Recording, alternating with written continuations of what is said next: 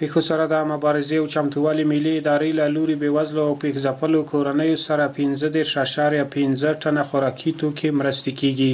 دغه مرستې به په هیواد کې په اړمنو او هغه کورنیو چې په طبیعي پیښو کې زیانمنې شوي وي ویشل کیږي. یا د مرستې نن په رسمي توګه دغه ادارې ته په روسیه کې میشت د افغان سوداګرو استازي له لوري د ځانګړو مراسمو په ترڅ کې په کابل کې وسپارل شوې. د افغان بزنس سنټر مسؤل چې حاجي نظر شاه نومیږي په پیالن په روسیه کې دی.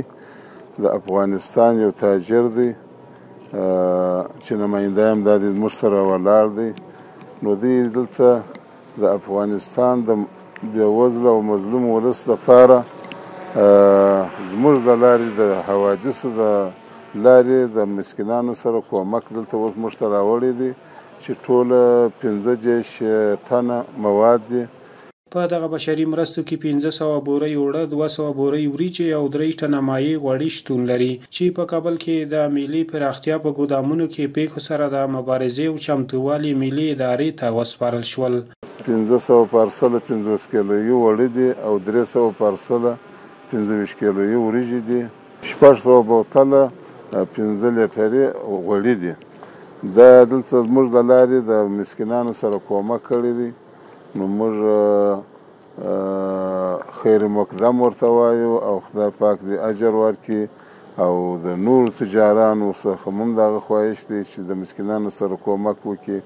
موږ سره مؤسسې چې دي هغه اکثره مؤسسې هلته اقتصاد وزارت ته چې ورسي چې د حوادثو په برخه کې کومک کوي نو هغه موږ ته راس دی او د دې کومک چې دی مطلق دی. نو وایي تاسې اختیار لري د حوادثو په بخش کې یا هر بې بضاعت څوک چې د هغه سره تاسې د زموږ مواد ستاسې د لارې وویشي.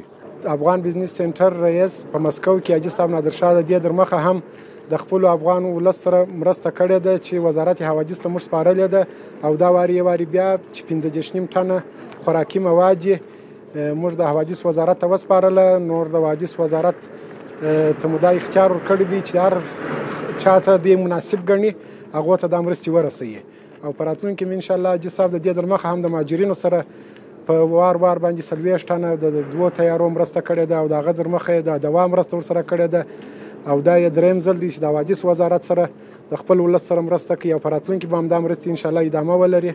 دا یادونې وړ ده چې پیښو سره د مبارزې او چمتووالي ملي ادارې د بېلابېلو خیریه بنسټونو په همکارۍ سره د هیواد په مرکز او ولایتونو کې په بیړنیو حالاتو کې له اړمنو او پیښ ځپلو هیوادوالو سره دا ډول بشري مرستې کړي دي چې تر ډیره یې د بېوزلو او اړمنو هیوادوالو لومړنۍ ستونزې هوارې کړي دي.